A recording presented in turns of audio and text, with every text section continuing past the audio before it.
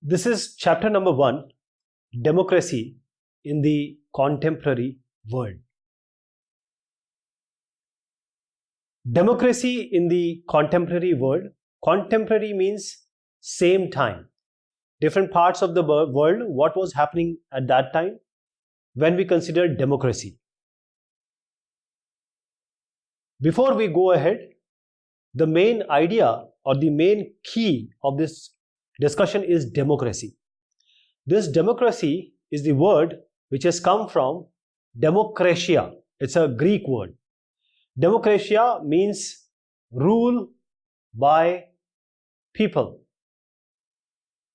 So what we are trying to know here is that the struggle of democracy, that is the rule by people like us, the citizen, the people, normal people, the expansion of this democracy has not been smooth and straight if we talk about history. Right now, if you see the map of the world, most of the countries, they are democratic. They follow this rule by people. There are several ups and downs in different countries, and if you still see now, the country which is having democracy, it may be unstable or it may be uncertain. In order to understand the idea of democracy or how the things change, what is the democracy and how it is different from the one ruler or military rulers, we start with the democracy in Chile. Now, Chile is a country in South America. This is the person we are going to talk about a lot. He is called Salvador Allende. Salvador Allende, he was the founder, leader of Socialist Party of Chile. Socialist Party of Chile, Salvador Allende, he was the founder leader. So in 1970, there was a proper election in Chile and he won the presidential election. That means he became the president. So after becoming president, he adopted various several policies to help poor and the workers. So the poor, that is the destitutes, and those who really need the president to work for them or the government to work for them, Allende did exactly that. So he worked for the poor and the workers. So what he did, he reformed the education system, which was very essential for everyone to grow, and the children who require milk a lot, so he made the milk free for the children. And those farmers, because farmers are the backbone of every country, and if the farmers are not having land, where are they going to grow the crops? So what he did, he redistributed the land to the landless laborers or landless farmers, laborers or farmers. Now, there was one more thing, copper, tamba. So foreign companies, they were taking away a very important resource, natural resource, which was in Chile, and that was copper. So he started opposing these foreign companies of taking away this copper, very important and precious natural resource that Chile had. But because of this situation, because he was working for the poor, Allende, who were not happy. There were people who were not happy. So because these policies were basically for the poor, the policies of Allende was opposed by landlords, the rich people, the church, and also by some political parties. As a result, Allende government was overthrown by the military on 11 September 1973. So it was a military coup. The C-O-U-P is coup. What happened in the military coup? Military coup means military is trying to overturn the table or trying to dispose the person who is in the power. Here we are talking about Allende. He was disposed or taken off from the power. So this is called the military coup. When military is responsible for doing this, it is military coup. So this happened in 1973. What happened? On the morning of 11 September 1973, Military took over the seaport and also arrested the defense minister when he arrived, that is the Allende's defense minister, when he arrived at his office. Now the military commanders, they asked President Allende, you have to resign or you leave the country. But Allende didn't agree to that. So he refused. He said, okay, I'm not going out of the country, neither I'm going to resign. So now the military did what? The military surrounded the president house and they bombed it. And finally, it was a very sadful demise of President Allende. Allende died in the military attack. And now there were other people also. There were generals like the General Alberto Bachelet and various other people who were either killed or who were taken to the jail. So Alberto Bachelet, his wife and his daughter, and the daughter was just 3-year-old, and they were sent to the prison. So please understand this, because this daughter is going to come later. Okay, so Alberto Bachelet, he was the, you can say, general of President Allende. He was being killed, and the daughter and wife were tortured and sent to the prison. So just remember this name, Bachelet. Now the military coup was led by whom? General Augusto Pinochet. Augusto Pinochet, he was an army general. And because Allende was working for the poor and he was opposing the foreign companies, now comes United States. Now United States has all the stakes. United States of America. They were not happy with the Allende rules. So they supported and funded this military coup. America, US supported this military coup. Pinochet became the president of the country now. Augusto Pinochet, who was general and who led the military coup against President Allende.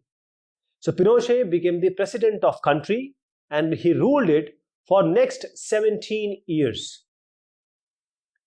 So from a democratic government led by President Allende, a military dictatorship, that is, the government or the rule of military took over, and this was established in Chile. So this government was not good. Pinochet, that is Augusto Pinochet government, they tortured and killed several of these who supported Allende at that time and those who wanted democracy to be restored. So they were killed, they were tortured. You see this woman, she is going to come now, Bachelet. So what happened after that? Pinochet, he did what? After he ruled for several years, he held a referendum in 1988. So what was the referendum? Referendum means you go to the people, you ask them whether you want it or you not. You are agreement to what we want or not. So the referendum was that whether they want Pinochet to continue or not. So this was the referendum and he was highly confident. Pinochet was highly confident that people are going to say yes for him. But people have seen what Pinochet or the military government has done to the country and to the people. So they just say no, we don't want Pinochet to continue. And that is how Augusto Pinochet military dictatorship ended. And now the political freedom in Chile was restored. Then because there was previously army's role in the country's government, slowly the army's role in the country's, that is Chile's government, has been finally eliminated. Then the elected government that came to the power, they ordered inquiries and showed that the Pinochet government was actually very brutal and very corrupt. Now in January 2006, Michelle Bachelet, who was she? She was the daughter of General Alberto Bachelet.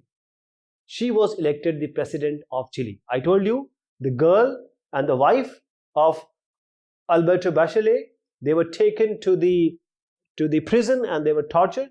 This girl, Michelle Bachelet, she was elected the president of Chile. In the presidential elections, Michelle Bachelet defeated one of the Chile's richest man, and this was the, you can say, victory of democracy. Now, what we saw happened in Chile, we understood what democracy was somewhat and how this military dictatorship came. Now we'll try to understand what was the situation or position of democracy in Poland. Before that, I want you to see this face, this person. He is called Lech Walesa. So we are going to talk about him a lot. Lech Walesa. So before we talk about him, in 1980, Poland was ruled by Polish United Workers' Party. So Polish United Workers' Party, it was a communist party. And in the country, Poland, no other political party except or other than Communist Party was allowed to function. That is why people in Poland, they could not freely choose the leaders, and those who spoke against the government or the leader or the party, they were put in the prison. So the government in Poland was supported and controlled by USSR, that is Soviet Union at that time. And Soviet Union at that time was a superpower at that time, vast and powerful communist state. So Poland was backed by USSR. Now how the things changed? There was an incident, strike of Lenin shipyard workers. So on 14th August 1980, what happened? The worker of Lenin shipyard, and this was a government shipyard in the city of Gdansk. All the workers, they went on strike. And what were their demand? There was a women operator or women worker who was a crane operator, and she was unjustly, that is without proper justification, dismissed or fired from the service. So all these who went on the strike, they wanted this women to come back, or they want them, the prashasan or their administration, to take these women back. But now, as I said, in Poland, it was not possible. It was Communist Party and the rule was very different. The strike were illegal, right? So the strike was illegal because the trade unions in the independent of the ruling party was not allowed to in Poland. So only the trade unions belonging to Communist Party in Poland, they are allowed to function. Others were not. So the strike by any other trade union is not allowed. So this was regarded as, you can say, the strike, the government said it is unfair. Let me tell you about this trade union. Trade union means people who are doing trade, they come together and they make an organization, and then they talk about themselves. They talk to the government, to the administration about their problems and making new policies. So this is the trade unions, and they are benefited by themselves. So Lech Walesa, I told you, he is going to come now, Lech Walesa. And he was actually an electrician, former electrician of the same Lenin shipyard, and he was dismissed from the service in 1976. Why? For demanding higher pay, he joined the strikers. Because he was being dismissed from the job because he asked for a higher salary. Now he saw that strike is going on, so he joined the strikers. Now this strike was not normal. It actually spread across the whole city. And now the demand was not only to take back the women, the crane operator. They wanted the right for making an independent trade union. So they wanted that the government should allow to form a trade union other than Communist Party backed. They also demanded all the political prisoners which are held by the government should be released. and also the press, which was being highly censored, they wanted to end this censorship. When it grew, means this strike actually grow, and finally government has to bow down. So they sat with Lech Walesa, who was leading this strike now, and the workers which are led by Walesa. So government and Walesa with other people with Walesa, they sat with the government and they formed a 21-point agreement, and they signed a 21-point agreement with the government, and finally Walesa and their people, they ended their strike. Now the government agreed to recognize the workers' right to form independent trade unions. So trade union can be found now and the strikes can be done. So these were being agreed by the government. After this agreement of 21-point agreement, we call it, and this happened at Gdansk. So after this Gdansk agreement, it was being signed, a new trade union called Solidarity. It is called as Solidarność in Polish. See, if you see, here it is Solidarność. So it is called in Polish.